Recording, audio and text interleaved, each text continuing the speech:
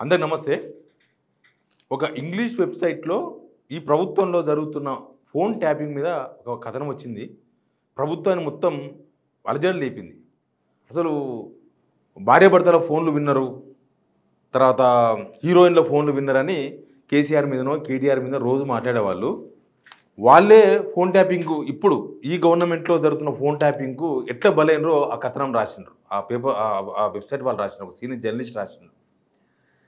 పాములు కొట్టేవాడు పాము కాటికే సచ్చును అన్నట్టు ఫోన్ ట్యాపింగ్ గురించి పక్కపాటిని ఇరికించాలని పక్కపాటిలో ఉన్న వాళ్ళందరూ దానిలో గుంజాలని చేస్తున్న ప్రయత్నం ఒకవైపు నడుస్తుంటే అసలు ఇప్పుడు గవర్నమెంట్లోనే ఫోన్ ట్యాపింగ్ జరుగుతుంది అనడానికి పక్కా ఆధారాలు బయటపెట్టిన వాళ్ళు. గవర్నమెంట్లో మంత్రుల ఫోన్లు ముఖ్యమంత్రి రేవంత్ రెడ్డి ట్యాప్ చేస్తున్నాడు అని పక్కా ఆధారాలతో సహా ఒక వార్త రాసిండ్రు. ఆ వెబ్సైట్లో రాసిండ్రు. ఇక అసలు ఏం జరిగింది, ఆయన రాసిన జర్నలిస్ట్ కూడా పక్కా ఆధారాలతో రాస్తున్నామని రాసిండు. ఒకవేళ ఆ కథనం తప్పైతే ఆ పేపర్ మీద, ఆ వెబ్సైట్ మీద, జర్నలిస్ట్ మీద కేసు పెట్టాలి గవర్నమెంట్. ఇదంతా వచ్చి 24 అవర్స్ అయింది, ఇప్పటిదాకా నో కేసు. ఈ ప్రభుత్వంలో ఫోన్ ట్యాప్ అవుతుంది. కేటీఆర్ ఆరోపణ చేసిండు, ఇంకోరు ఆరోపణ చేయొచ్చు, ఎవరైనా ఆరోపణ చేయొచ్చు. కానీ ఇక్కడ విత్ ప్రూఫ్స్ రాసిండు ఆయన, విత్ స్టోరీ ఏది అసలు ఎక్కడ ఎట్లా బయటపడ్డది అనే విషయాలు కూడా రాసిండు. అన్ని విషయాల మీద మాట్లాడదాం. సబ్స్క్రైబ్ చేసుకోవడం మర్చిపోవద్దు. ఇది సౌత్ ఫస్ట్ అనే ఒక వెబ్సైట్. దీనిలో జిఎస్ వాసు గారు రాసిండ్రు, సీనియర్ జర్నలిస్ట్. అయినా అంతకుముందు ఇండియన్ ఎక్స్ప్రెస్ సౌత్ ఇండియా హెడ్గా పనిచేసిండ్రు. ఆయన రాసిన కథనం ఇది. స్నూపింగ్ రో, fear to being monitored grips Revanth Reddy cabinet. ఇదంతా మనకు ఇంగ్లీష్లో రాసిండ్రు, ఇంగ్లీష్ వెబ్సైట్ కాబట్టి దాన్ని తెలుగులోకి తర్జుమా చేస్తే నేను చెప్తా మీకు ఏమైంది దానిలో అంటే, దానిలో రాసిన కొన్ని ఇంపార్టెంట్ పాయింట్ మాత్రమే రాస్తా. ఏం రాసిన ఆయన అంటే, గవర్నమెంట్లో ఫోన్లో మాట్లాడడానికి మినిస్టర్స్, ఎమ్మెల్యేలు భయపడుతున్నారు. ఎందుకు అట్లా భయపడుతున్నారు? అసలు ఇప్పుడెవరు ట్యాప్ చేస్తున్నారు? మరి పోయిన గవర్నమెంట్లో అంటే కేసీఆర్ ట్యాప్ చేసిండు, కేటీఆర్ ట్యాప్ చేసిండు, వాళ్ళు విన్నరు అని అన్నారు కదా. ఇప్పుడు ఇద్దరు మినిస్టర్లు పడుకున్నాక వాళ్ళ బెడ్రూమ్లోకి వెళ్ళి, ఎందుకంటే ఎవరు వినోదానే ఉంటారు కదా, ఎవరు ఒక మినిస్టరు మాట్లాడేది ఎవరు వినోదానే అనుకుంటారు వాళ్ళు. ఇంకొక మినిస్టర్తో మాట్లాడిన మాటలు ఆయన బెడ్రూమ్లో పండుకొని మాట్లాడినట్ట ఆ మినిస్టర్ బెడ్రూమ్లో మాట్లాడితే ఇవతల మినిస్టర్ కూడా ఆ టైంలో బెడ్రూమ్లోనే ఉన్నాడంట. అంటే ఆ టైం మిడ్ నైట్ టైం అనమాట. అందుకని వాళ్ళు అక్కడ ఉన్నారు. మాట్లాడితే ఆ విషయాలు రేవంత్ రెడ్డికి తెలిసిపోయినాయంట. ఇద్దరు ఫోన్లు మాట్లాడితే వాళ్ళిద్దరు ఎవరో కాదు, కోమరెడ్డి వెంకరెడ్డి గారు, ఉత్తమ్ కుమార్ రెడ్డి. వీళ్ళిద్దరు ఫోన్లు మాట్లాడారంట రీసెంట్గా. రాత్రి కూడా ఇద్దరు గంట సేపు మాట్లాడారంట ఫోన్లు. గంట సేపు ఫోన్ మాట్లాడితే ఆ విషయాలు రేవంత్ రెడ్డికి తెలిసిపోయినాయంట. ఇద్దరు ఫోన్లో మాట్లాడిన విషయాలు ఏం మాట్లాడినరో కూడా రేవంత్ రెడ్డి వీళ్ళకి చెప్పిండు. మళ్ళీ ఆ విషయాలన్నీ రేవంత్ రెడ్డి తెలిసి రేవంత్ రెడ్డి శ్రీధర్ బాబుకి చెప్పిండట. అసలు నా మీద ఇట్లా కుట్ర చేస్తున్నారు, వాళ్ళిద్దరు ఫోన్లో మాట్లాడుకున్నారు, నేను చూసినా విన్నా అని శ్రీధర్ బాబు పంపించినట్ట ఇంటికి. ఏడికి? కోమరెడ్డి ఇంటికి పంపించినట్ట. కోమరెడ్డిని పోయి అడిగినట్ట, ఏంది మీరిద్దరు ఇట్లా మాట్లాడుకున్నారంట, ఎందుకు మాట్లాడుకున్నారంటే, అట్లా తెలుస్తుంది బయటికి మేమిద్దరం మాట్లాడుకునేది. మాట్లాడుకున్నాం కానీ ఎట్లా తెలుస్తుంది? వాళ్ళిద్దరు మాట్లాడుకున్న ఏంటంటే, ఇన్ని రోజులు ఇంకా రేవంత్ రెడ్డికి మద్దతుగా ఉండాలి మనం. రేవంత్ రెడ్డి వల్ల కాంగ్రెస్ పార్టీకి చెడ్డ పేరు వస్తుంది. ఆయన సొంత ప్రయోజనాలు చూసుకుంటుండే తప్ప కాంగ్రెస్ పార్టీ ప్రయోజనాలను తాకట్టు పెడుతున్నాడు. ఈ విషయంలో మనం సీరియస్గా నిర్ణయం తీసుకోవాలి. అసలు ప్రభుత్వంలో ప్రభుత్వం తీసుకున్న నిర్ణయాలలో మంత్రుల ఇన్వాల్వ్మెంట్ లేకుండా ఆయన నిర్ణయాలు తీసుకుంటున్నాడు. క్యాబినెట్లో చర్చించేది ఒక రకంగా ఉంటుంది, బయటకు వచ్చిన తర్వాత ఆయన సొంతంగా ఆయన ప్రైవేట్ సైన్యంతో ఇవన్నీ చేయించుకుంటున్నాడు. ప్రైవేట్ సైన్యం అంటే తెలుసు కదా, ఒకటి హైడ్రా అని పెట్టుకున్నాడు, అది పేరుకే గవర్నమెంట్ సైన్యం. వ్యవహారం అంతా వేరే నడిపిస్తారు. వాళ్ళ తమ్ముళ్ళు ఇంకా రకరకాలు ఇట్లా ప్రైవేట్ వ్యవహారాలతో నడిపిస్తున్నారని వీళ్ళు మాట్లాడుకున్నాడు గంట సేపు. ఈ విషయాల మీద హైకమాండ్కు మనం కంప్లైంట్ చేయాలి, ఈ విషయాల మీద మనం మిగతా కాంగ్రెస్ పార్టీలో ఉన్న మిగతా మంత్రులు, మిగతా ఎమ్మెల్యేల వాళ్ళకు కూడా అలర్ట్ చేయాలి. రేవంత్ రెడ్డి తీసుకున్న నిర్ణయాలు ఇవి తెలంగాణకు లేకపోతే కాంగ్రెస్ పార్టీకి ఏమాత్రం అనుకూలమైనవి కావు అని వాళ్ళు మాట్లాడుకున్నారంట. శ్రీధర్ బాబు అదే చెప్పిందంట. చెప్తే నీకెట తెలిసినాయి, అసలు నువ్వెట్లా అయినావు అని శ్రీధర్ బాబుని అడిగితే, నాకు తెలియదు, ముఖ్యమంత్రి మీతో మాట్లాడమంటే నేను వచ్చినా మాట్లాడనికే, ఎందుకు అట్లా మాట్లాడుతున్నారు ఫోన్లలో, ఆ విషయాలు అంతా ఓపెన్ అవుతున్నాయి కదా అని శ్రీధర్ బాబు మాట్లాడినంట. అట్టేటవుతుంది, నా ఫోన్ ట్యాప్ చేసిండు, ఫోన్ ట్యాప్ చేయకపోతే మేమిద్దరం మాట్లాడే తెలుస్తాయని చెప్పి కోమరెడ్డి వెంకరెడ్డి ఆయన ఇంట్లోకి వెళ్ళి మళ్ళీ ఉత్తమ్ కుమార్కి ఫోన్ చేసి విషయం చెప్పినట్టు. అప్పుడే ఫోన్ చేసి, అన్న ఇట్లా మనం మాట్లాడుకున్న విషయాలు బయటకు వచ్చేసింది, ఇదంతా ఫోన్ ట్యాపింగ్ చేసిండ్రు, ఇది ముఖ్యమంత్రికి తెలుసా అంట, ఇట్లా శ్రీధర్ బాబు నా దగ్గరకు వచ్చిండు అంటే, సరే మరి ముఖ్యమంత్రి దగ్గరికి పోయి మాట్లాడిపో అని చెప్పినట్ట. శ్రీధర్ బాబుకు అదే చెప్పినట్ట. చాలా పోంపా ముఖ్యమంత్రి దగ్గరికి ఫోన్ ఇట్లా ట్యాప్ చేస్తాడు, అట్లా చేస్తాడని చెప్పి పోయినట్ట. పోగానే రేవంత్ రెడ్డి అన్నాడంట కోమరెడ్డి వెంకరెడ్డిని, వాళ్ళు రాసిన కథనే చెప్తున్నారు తెలుగులో తర్జుమా చేసి. కోమరెడ్డి వెంకరెడ్డి అడిగినట, ఏంది మా ఫోన్లో ఎట్లా మేము మాట్లాడుకున్న విషయాలు మీకేటి తెలుస్తాయి, ఫోన్ ట్యాప్ చేస్తున్నారా మా ఫోన్లు అని అడిగినట. అడిగితే ఆయన అన్నాడంట, నేను ఒక ముఖ్యమంత్రిగా నేను ఏం చేయాలనో అది చేయాలి కదా, నా కిందికి ఎవరు నీళ్ళు తీసుకొస్తున్నారో, నా సీఎం సీటు ఉండకుండా ఎవరు చేయాలనుకుంటున్నారో నేను తెలుసుకోవాలి కదా, నా బాధ్యత అది. అయినా ఎందుకు నువ్వు ఉత్తమ్ కుమార్తో చేతులు కలుపుతావు, నీకు ఏం కావాలంటే చెప్పు ఎంకన్నా, నేను చేసి పెడతా, నీకెందుకు, నువ్వు ఆయనతో చేతులు కలిపితే నీకు ఏమొస్తుంది, నీకు ఏం పని కావాలన్నా నేను గవర్నమెంట్లో చేసి పెడతా, కానీ నువ్వు మాత్రం ఉత్తమ్ కుమార్తో చేతులు కలపకు అని కోమరెడ్డి వెంకరెడ్డికి చెప్పినట్ట. చెప్తే అది వేరే విషయం, కానీ అసలు ఫోన్ ట్యాపింగ్ ఎందుకు చేసింది మీరు, ఫోన్ ట్యాపింగ్ ఎట్లా అని అడిగితే, అంతే అది గవర్నమెంట్లో జరుగుతుంది కామనే అని చెప్పేసినట్ట.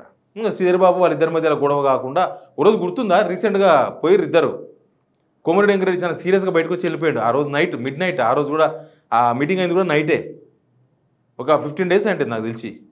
ఇద్దరు కలిసిపోయినరు, వచ్చేటప్పుడు మాత్రం కోమరెడ్డి కూడా వచ్చిండు, చాలా సీరియస్గా వెళ్ళిపోయాడు బయటికి.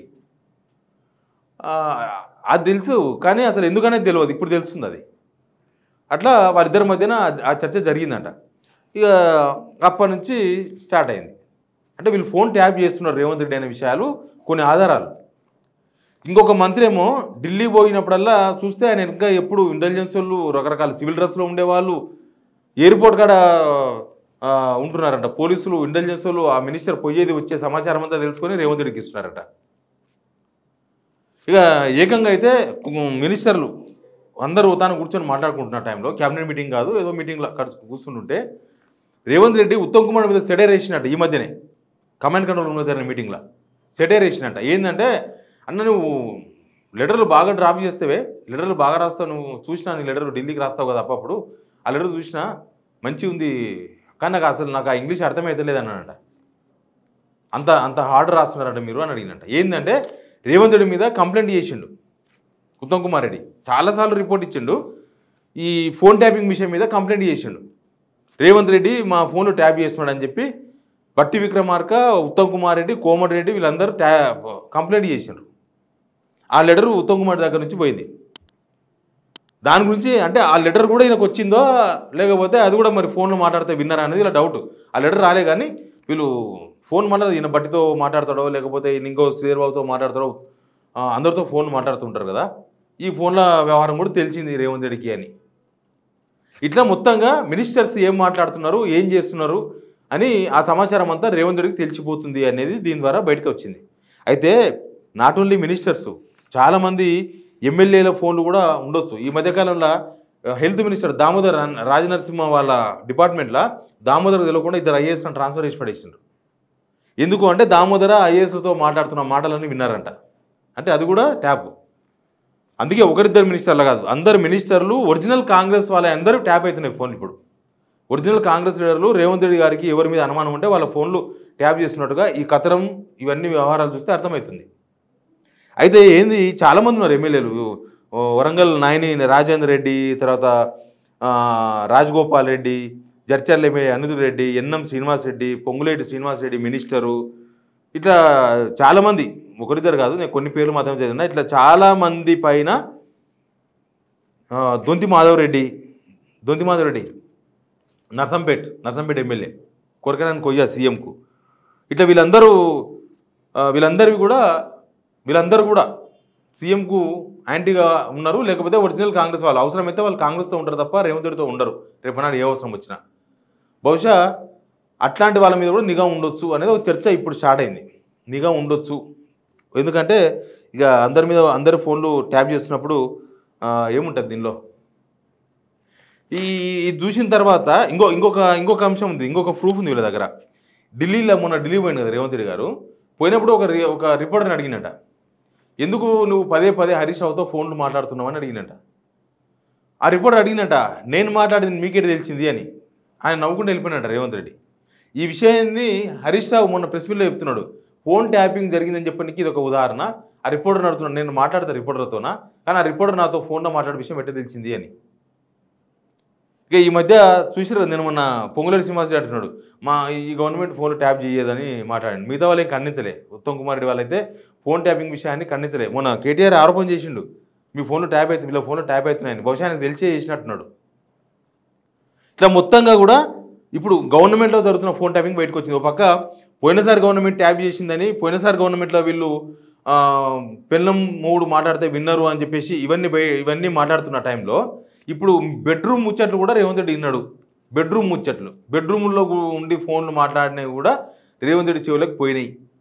రేవంత్ రెడ్డికి తెలిసిపోయింది. రేవంత్ రెడ్డి కంప్లైంట్ చేసినట, నా మీద ఇట్లా కుట్ర చేస్తున్నారని. అదే ఆధారాన్ని ఆ ఫోన్ టేప్ ఉంది కదా, వీళ్ళు మాట్లాడిన ఆడియో టేప్నే హైకమాండ్ పెద్దలు అంటే కేసీ వేణుగోపాల్, అంతమించే ఉండదు, కేసీ వేణుగోపాల్కు కంప్లైంట్ చేసినట.